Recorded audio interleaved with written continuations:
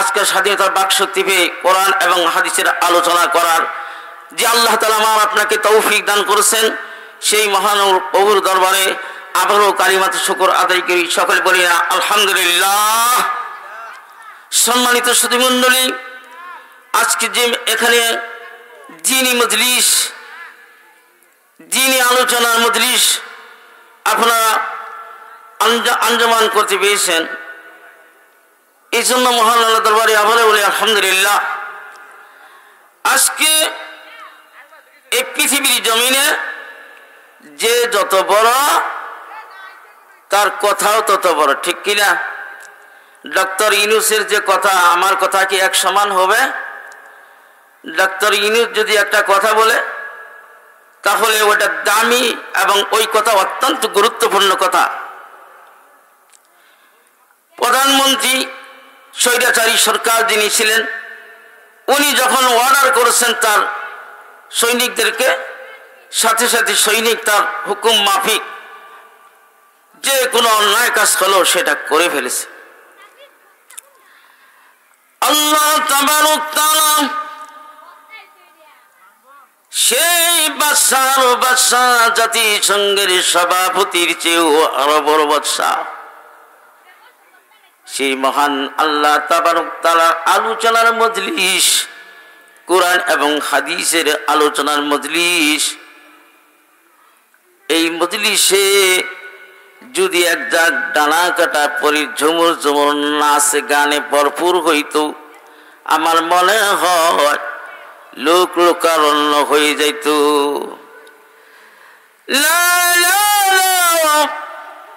এটা তো আল্লাহর রহমতের জায়গা, জান্নাতের বাগান। আল্লাহ তাআলা জিনার হাতে আমার মউত, হায়াতের রিজিক দ্বন্দ্ব, যা আল্লাহ তাআলা আমাকে দিয়ে একটা চিঠি পাঠাইছেন। দুনিয়ার জমিনে চিঠিগুলা পরিবর্তন হয়, যুগ প্রযুগে বই পরিবর্তন হয়। আল্লাহ তাআলা জনাবে রাসূলুল্লাহ সাল্লাল্লাহু আলাইহি সাল্লামের উপরে সুদীর্ঘ 23 বছরে যে কোরআন অবতীর্ণ হলো, এই কোরআন অবতীর্ণ কোরআনখানি কিয়ামত পর্যন্ত কোন দার্শনিক নাই একটা হরফের একটা জের জবর নুক্তা পর্যন্ত পরিবর্তন করা। এত বড় একটা শক্তিশালী কিতাব, এত বড় একটা দামি কিতাব কোরআনুল কারীম, এটা হলো আল্লাহর দেওয়া চিঠি। দুনিয়ার জমিনে কোনো বন্ধুর কাছে চিঠি দিলে পরে লাইন, ওই চিঠির মধ্যে কিছু গুরুত্বপূর্ণ লাইন থাকে, বন্ধু তার চিঠির লাইনগুলা বারবার গুরুত্বপূর্ণ লাইনগুলা তেলাওয়াত করে পড়ে আর অনুযায়ী সেই চিঠির উত্তর লেখে। বন্ধুরা আমার, আল্লাহ পাক রব্বুল আলামিন কোরআনুল কারীম এ টু জেড সারা কোরআন 6666টা আয়াতের ভিতরে মাত্র 500 আয়াত নবীর উম্মতে মুহাম্মাদের কিয়ামত পর্যন্ত যত মানুষ আসবে প্রতিটা মানুষের তা আমল করা। বাকি আয়াতগুলা কিসসা কাহিনী কোন সময় কোন ভাষা হলো আরবি, ঠিক কিনা? আল্লাহর ভাষা কি? লিসানুল আরবি লিসানুল্লাহ। এই আরবি ভাষাটা হলো আল্লাহর ভাষা। আসে মরে যাওয়ার পরে ভাষা কোনটা হবে? একজন বিশাল ইসলামিক দার্শনিক, আরেকজন আছে ইংরেজি দার্শনিক, আরেকজন অঙ্কে খুব ভালো মেধা শক্তিশালী, একজন ম্যাথমেটিক্স লোক। এরকম ভাবে এক একজন এক এক বিষয়ে দার্শনিক হয়েছেন, কিন্তু আপনি কিছুই লেখাপড়া করছেন না। তারপরেও যখন কবরে যখন নামাইব ওই সময় কি আপনাকে জিজ্ঞাসা করবো, মিয়া হোয়াট ইজ ইউর নেম, তোমার নামটা কি, কি কন, এগুলা জিজ্ঞাসা করবে? না না না, তোমার নামটা কি, এগুলা প্রশ্ন করা হবে না। কোন ইংরেজি বাংলা প্রশ্ন করা হবে না। আল্লাহ রাব্বুল আমিন ফেরেশতাদেরকে দিয়া আমার আপনার আরবিতে প্রশ্ন করবে। আরবিতে যেহেতু প্রশ্ন করবে, আরবি ভাষা আল্লাহর রাসূলের ভাষাও আরবিও ব্যবহার করেছেন, আবার কোন সময় অন্যান্য হিব্রু ভাষা ইত্যাদি ভাষা শিক্ষা অর্জন করেছেন। কিন্তু আল্লাহর ভাষা যদি আরবি হয়, কোরআনুল কারীমটাই হলো আরবি। এই কোরআনুল কারীম যখন অবতীর্ণ হলো, বিভিন্ন আরব দেশের কবি লবিত এবং অন্যান্য দার্শনিক কবি যারা ছিলেন, তারা গবেষণা করলেন যে এটা কোনো আল্লাহর বাণী হতে পারে না। কাফের বেদিনেরা একেবারে জ্বালা যন্ত্রণা ভোগ করতে লাগলেন। পৃথিবীর জমিনে আল্লাহ তাআলা দেখা যায় আপনার কারেন্টের বাতি যেমনি করে নেবানো সম্ভব হয় না, সারা দিন কিয়ামত পর্যন্ত যদি বাল্বের উপরে ফু দেয়, এই ফু দিয়ে কি বাল্বের বাতি নেবানো সম্ভব? কি কোন সম্ভব হবে? না না না। তেমনি করে আল্লাহ বলে, ও কাফের বেদিনেরা, তোমরা যদিও ইসলাম ধর্মকে অনীহা করো, যদিও ইসলামের বিরোধিতা করো, আমার কোরআনের বিরোধিতা করো, আমার বন্ধুর বিরোধিতা করো, ব্যঙ্গ করো, ইউরিদুনা লিইউতফিউ নূরাল্লাহি বিআফওয়াহিহিম আল্লাহু মুতিম্মু নূরিহি ওয়ালাউ কারিহাল কাফিরুন। আল্লাহ বলে, ও দুনিয়ার কাফের বেদিন মুশরিকরা রে, তোরা যদি কিয়ামত পর্যন্ত আমার এই কুরআনুল কারীম আমার বন্ধুর উপরে সুদীর্ঘ 23 বছরে অবতীর্ণ করেছি, এই কোরআনের দলিল যদি তোরা পরিবর্তন করতে চাস, কোরআনের আয়াত যদি নিবাইতে চাস, আমি আল্লাহ কখনো কিয়ামত পর্যন্ত তারা পারবি না। যদিও তারা অপছন্দ করস, আল্লাহ তাআলা এই কোরআনের দ্বীন ইসলাম কখনো এই পৃথিবীর জমিনে আল্লাহর কোরআনকে ধ্বংস করার ক্ষমতা আজ পর্যন্ত কারো হয় নাই। যেই করেছে সেই দুনিয়াতে অপমানিত, লাঞ্ছিত, পদস্খলিত, দেশ ত্যাগ পরিত্যাগ করতে হয়েছে, ঠিক কিনা? আপনারা জানেন ময়মনসিংহের তাসলিমা নাসরিন, সেও কোরআনের বিরোধিতা করার কারণে বাংলাদেশ তো তারাই দেওয়া হচ্ছে। হাসিনাও কোরআনের বিরোধিতা করেছে, মুসলমানদের বিরোধিতা করেছে, আল্লাহওয়ালা লোক যারা তাদের বিরোধিতা করেছে তাদেরকে জ্বালাও পড়াও মারাও দেল ফাঁস ইত্যাদি করেছে। আজকে হাসিনাও তার বাংলাদেশের জমিন তনে নিজেকে আত্মগোপন করতে হয়েছে। এই হিসাবে পৃথিবীতে আজ পর্যন্ত কোন ব্যক্তি যদি এখনো কোরআনের কোন বিরোধিতা করে, ওই ব্যক্তিকে কোশ্চেন কারো সারা যাবে না। গতকালকে একটা ব্যক্তি, আমি কথাটা বলে আমি আমার আলোচনা দিকে যাচ্ছি, গতকালকে এক ব্যক্তি বলতেছে, এক ছেলে আপনার কুপন বই নিয়ে ওই ভদ্রলোকের কাছে বলতেছে, আমার একটা কুপন কাটবেন তো। ভদ্রলোকটা একটা ধমকি দিতে ছেলেকে, তোমাকে কে অধিকার দিয়েছে, কে তোমাকে এই জায়গায় এরকম ভাবে সওয়াল করতে, এরকম ভাবে কুপন নিয়ে মানুষের ধারে ধারে ঘুরতে তোমাকে কে বলছে, কে অধিকার দিয়েছে, এরকম ধমকিতেছে। তখন আমি এক দুই কিরে সামনে যাই, করলাম, এই বেটা তুমি কি লর্ড বাহাদুর হইছো নাকি তুমি হাসিনা হইয়ে গেছো? এত বড় কথা বলো, করতে পারছো, তুমি কারা? যখন বলছি, লোকটা চুপ করে আস্তে আস্তে চলে গেল। কোরআনের বিরোধিতা এখনো আছে, ঠিক কিনা? ঠিক কিনা? আল্লাহ তাআলা বলে, তোমাদের যদি আমার বন্ধু জনাবি রাসূলুল্লাহ সাল্লাল্লাহু আলাইহি সাল্লামের উপরে যে কোরআন অবতীর্ণ করেছি, এই কোরআনের প্রতি যদি তোমাদের সন্দেহ হয়, যদি তোমাদের কোন রকমের সন্দেহ হয়, সংশয় হয়, আল্লাহ তাআলা বলে,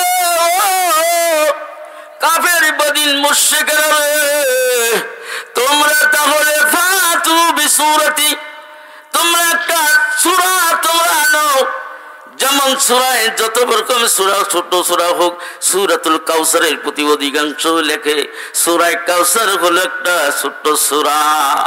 ফাতু বিসূরাতি মিন মিসলি, এরকম অনুরূপ, তার মানে একটা ছোট্ট সূরা তোমরা নিজেরাই বানায় নিয়ে আসো, দেখি কিরম বেড়ারা। বিবিসনি ওদুল সুহাদা আকুম মিন দুনিল্লাহ ইন কুনতুম সাদিকিন।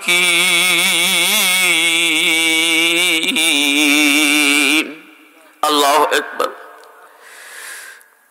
সকল দেশে আল্লাহ ঘোষণা দিলেন, যাও যাও যাও, পৃথিবীতে যত দার্শনিক আছো, যত কবি আছো, যত রকমের শিক্ষিত আছো, আনো আমার কোরআনুল কারীম সদীর্ঘ 23 বছরে আমি আমার বন্ধুর কাছে প্রেরণ করেছি, প্রয়োজন মাফিক এমন কোনো কিছু করি নাই। অন্যান্য নবী রাসূলদের প্রতি কিতাব একেবারেই নাজিল হয়েছে, কিন্তু রাসূলুল্লাহ সাল্লামের উপরে আমাদের নবী জনাবে রাসূলুল্লাহ সাল্লাল্লাহু আলাইহি ওয়াসাল্লামের কাছে যখন কোরআন অবতীর্ণ হয়, একবারই অবতীর্ণ হয় নাই, আস্তে আস্তে করে 23 বছরে প্রয়োজন মাফিক কোরআন নাজিল হয়ে গেছে।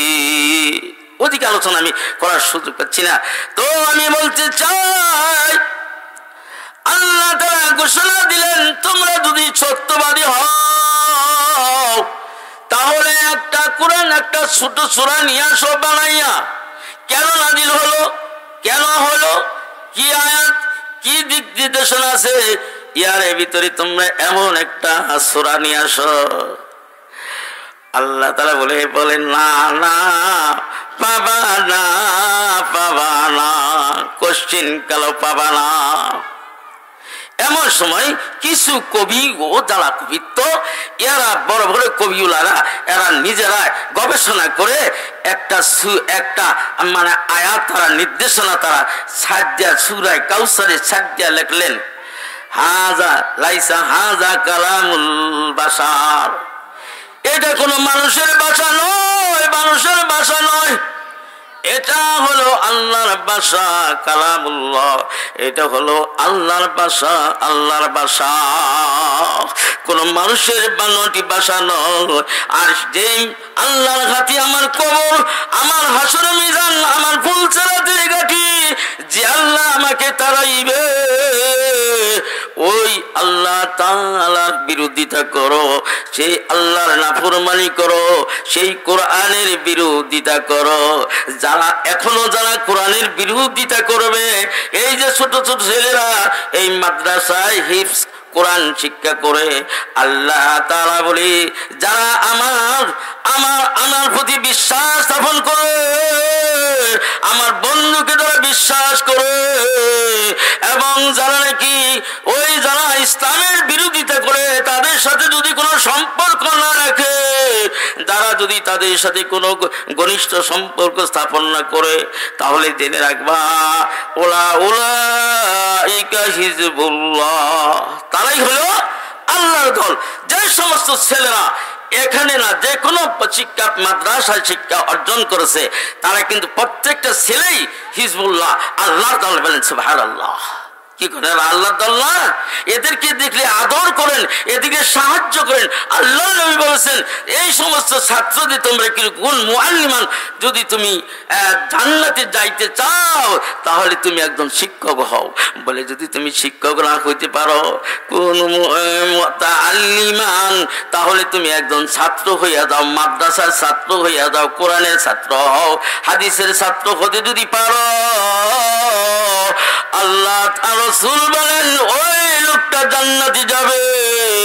বলে তুমি যদি ছাত্র হওয়ার সুযোগ তোমার যদি না থাকে, তুমি যদি বার্ধক্য উপনীত হয়ে যায় থাকো, তাহলে তুমি এক কাজ করো, তাহলে কোন মুঈনান, ওই ছাত্ররা যে ছাত্ররা কোরআনের শিক্ষা অর্জন করেছে, রাত দিন অক্লান্ত পরিশ্রম করেছে, অন্যান্য ছেলেরা ফোফায়া ঘুম পারে, ঠিক না? আর মাদ্রাসার হেফজ কোরআনের ছাত্ররা ঘুমায় না, নির্ধারিত সময়ের মধ্যে ঘুমায়, আবার উস্তাদের হুকুম মানিয়া নির্ধারিত সময়ের মধ্যে উঠিয়া পড়ে, আবার কোরআন শুরু করে দেয়, কোরআন তেলাওয়াত। ওরে বান্দা, তোমরা জানে রাখো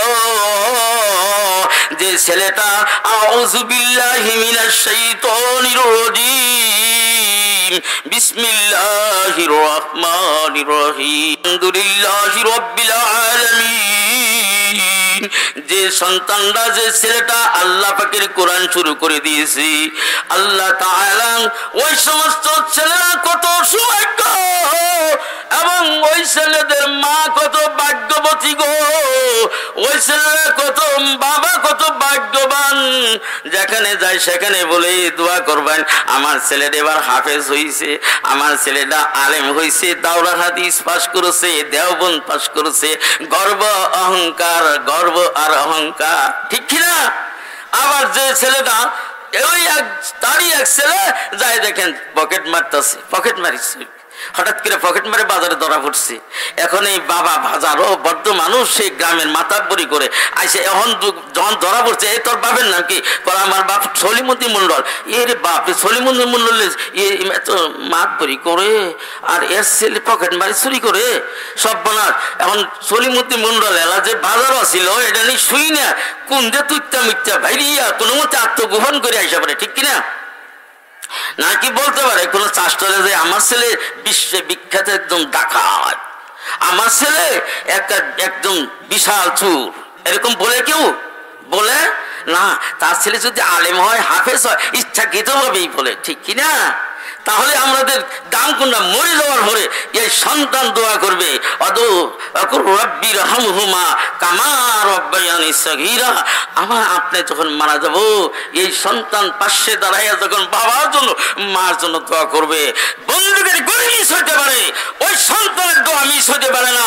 ওই সন্তান যখন বাবার জন্য চোখের পানি ভাবাইবে, ওই সন্তানের বাবার চোখের পানির জন্য, সন্তানের চোখের পানির জন্য বাবার আযাব কবর মাফ হয়ে জান্নাতি বাগান হয়ে যাবে। বলেন সুবহানাল্লাহ। আল্লাহর নবী বলেছেন, মান কারাল কুরআন ফাস্তাজাখারাহু ফাআহাল্লা হালালাহু ওয়া হারামা হারামাহু। এই পৃথিবী জমিনে যারা নাকি যে লোক কোরআন হেফজ করলো বা কোরআন তেলাওয়াত করলো, কোরআনের অর্থ জানিয়া হালাল কোনটা হালাল ভাবে চললো, শেষ করে দিতেছি, হারামকে হারাম জানলো, আল্লাহর নবী বলে আদাখাল্লাহুল জান্নাহ, তার জন্য জান্নাতে ওই ছেলেটা বা ওই লোকটা জান্নাতে প্রবেশ করবে। শুধু তাই নয়, তাই নয়, সাফাহু আশরাতু মিন আহলি বাইতিহি, এরপরে তার আহাল বর্গতনে 10 জন ওয়াজিবকৃত ওয়াজিবাতুল্লাহুন নার, যাদের জন্য জাহান্নাম ওয়াজিব হয়ে গেছে, এমন 10 জন আহাল বর্গতনে জান্নাত নসিব করবেন। বলেন সুবহানাল্লাহ। এরপরে তো আল্লাহর রহমতে যত শত মানুষ আল্লাহ চাহে তার প্রতি ভালোবাসা স্থাপন করেছেন, একজন রোজিন খাওয়াইছেন, এরপরে 10টা টাকা দিয়েছেন, এরপরে মনে করেন যে রাস্তাঘাটে দেখলে পরে মহব্বত করছেন, ভালোবাসছেন, বাবা তুমি আরো লেখো।